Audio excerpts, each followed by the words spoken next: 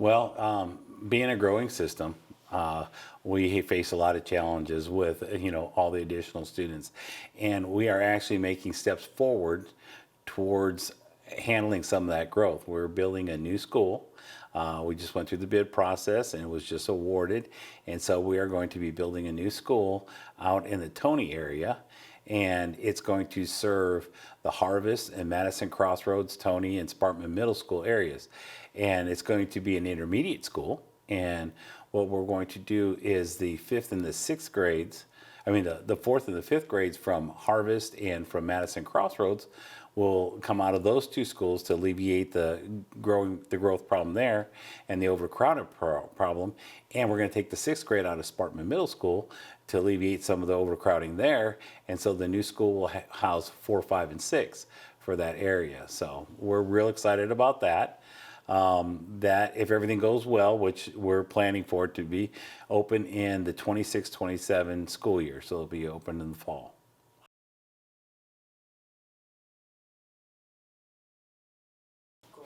Correct.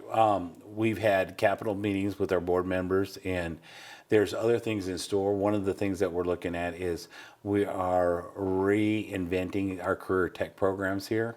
We're in the process of securing an additional location so that we can grow it into a more modern workforce development.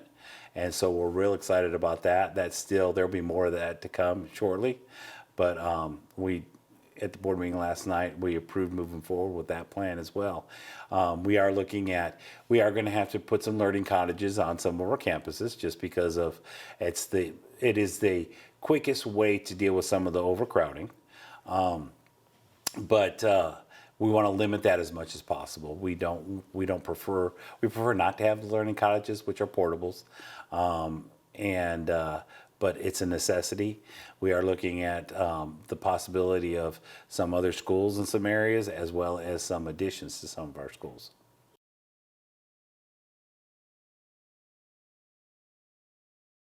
Well, one of the things that you've seen a lot about is, of course, there's a lot of research that's coming out more and more about how cell phones with students, it basically is, the research is indicating that it's a detriment to the education process as well as discipline issues. And so we're taking steps towards limiting that. We already have policies in place where they can be limited at the school unless the principal decides otherwise. Some of our schools are going to pilot some programs and make it a little bit stronger enforcement. But we also, in order to secure and start on the process of making this, instead of it being so, I guess, for lack of a better term, cold turkey, and we're going to do an extreme, we're building into it. And the way we're starting that is by limiting the Wi-Fi access at the schools. We have options for them to use electronic devices as far as computers and laptops and Chromebooks, so they have access to those things. But as far as a need for their cell phones, there isn't.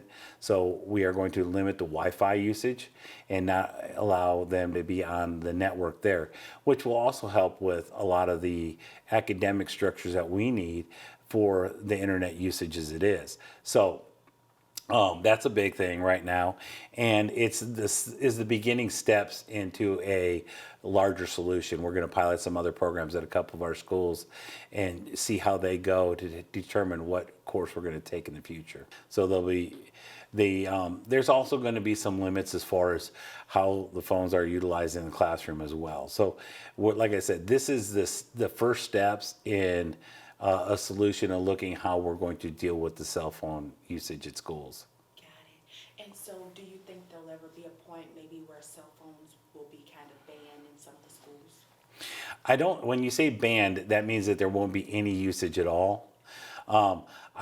I foresee where they're restricted more and more and more, but I don't think we'll ever get to a point where there will not have phones at the school, because there are needs and there are times when there's downtime where students can access them. So, it will all, until we see how this year goes and see some of the things we're piloting, then we'll have a better idea of which course of action we're going to take.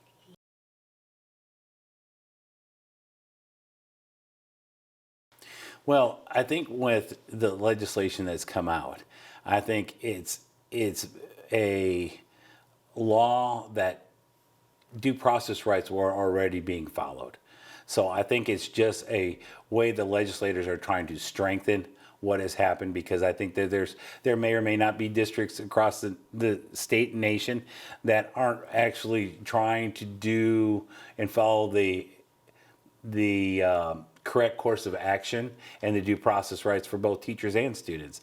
And I think this is a way for our legislation to go ahead and strengthen that.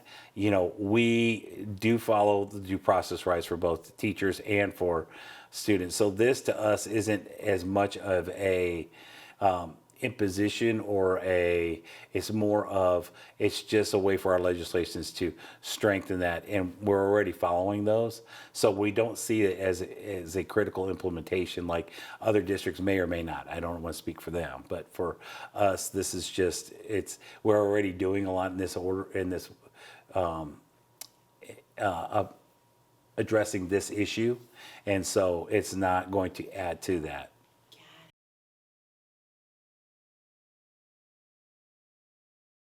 Through the state's power school, that's where you re-enroll, and we have I would say less than 10% of ours still need to get corrected.